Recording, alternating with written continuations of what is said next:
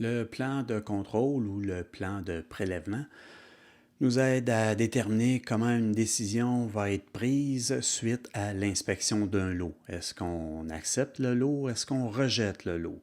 Évidemment, il n'y a pas de décision mitoyenne.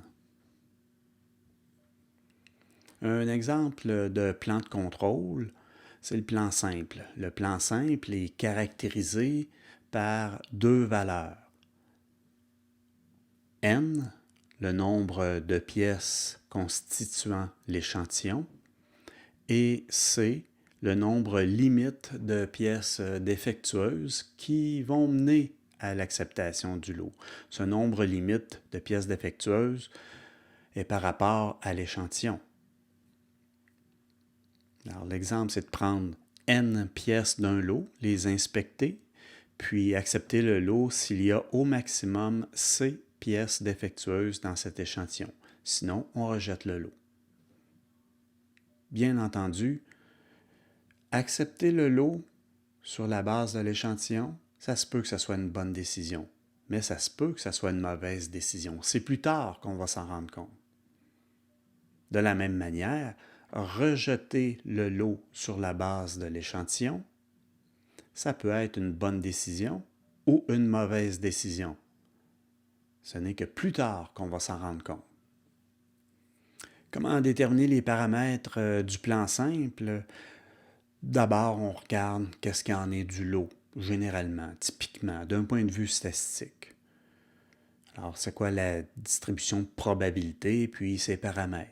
Par exemple, ça pourrait être une loi de Poisson. La loi de Poisson, il y a juste un paramètre, c'est lambda, le nombre de pièces défectueuses dans un lot, c'est donc n fois p.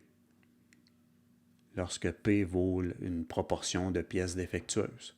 Ça pourrait être une binomiale. On fixe quelques valeurs de n.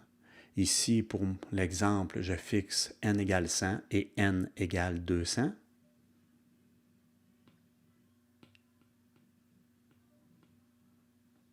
Et je fixe quelques valeurs de c.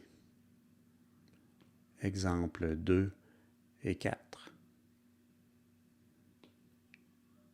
Alors, comme on peut voir, on aurait ici 4 plans simples. N égale 100, C égale 2. N égale 200, C égale 2. N égale 100, C égale 4. Et N égale 200, C égale 4.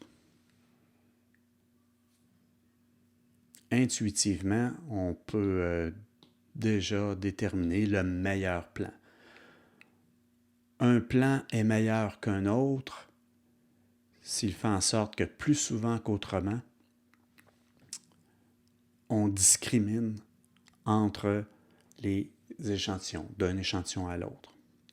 Par exemple, entre n égale 100, c égale 2 et n égale 100, c égale 4, le meilleur plan entre n égale 100, c égale 2 et n égale 100, c égale 4, c'est celui pour une même taille d'échantillon 100 qui fait en sorte qu'on accepte le moins de pièces défectueuses. Donc, ce serait celui-ci, le meilleur plan entre les deux. De la même manière, entre les plans n égale 200 et c égale 2, puis n égale 200, c égale 4, le meilleur plan entre les deux, c'est évidemment n égale 200, c égale 2. Maintenant, entre les plans n égale 100, c égale 2 et n égale 200, c égale 2, le plan n égale 200, c égale 2 est meilleur.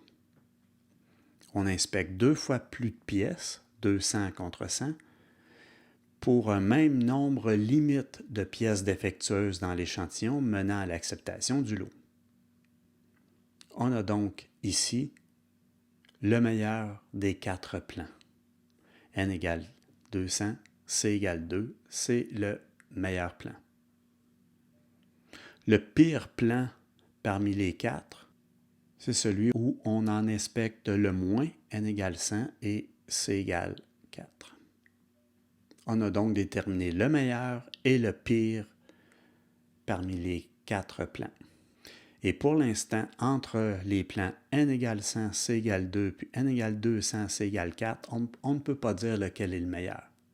Pour vraiment juger de la puissance d'un plan de prélèvement par rapport à un autre, il faut calculer et tracer les courbes d'efficacité des différents plans.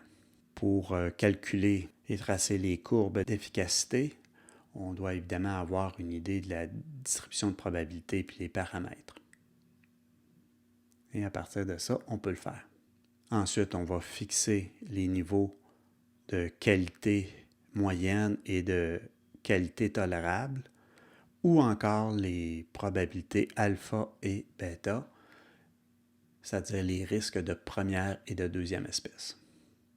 Et finalement, on va prendre le plan simple le plus satisfaisant. Pour notre exemple, les 4 courbes d'efficacité sont représentées ici. Un plan efficace, c'est un plan qui discrimine beaucoup. Autrement dit, la courbe d'efficacité, elle est abrupte. On peut se rendre compte que c'est celle-ci.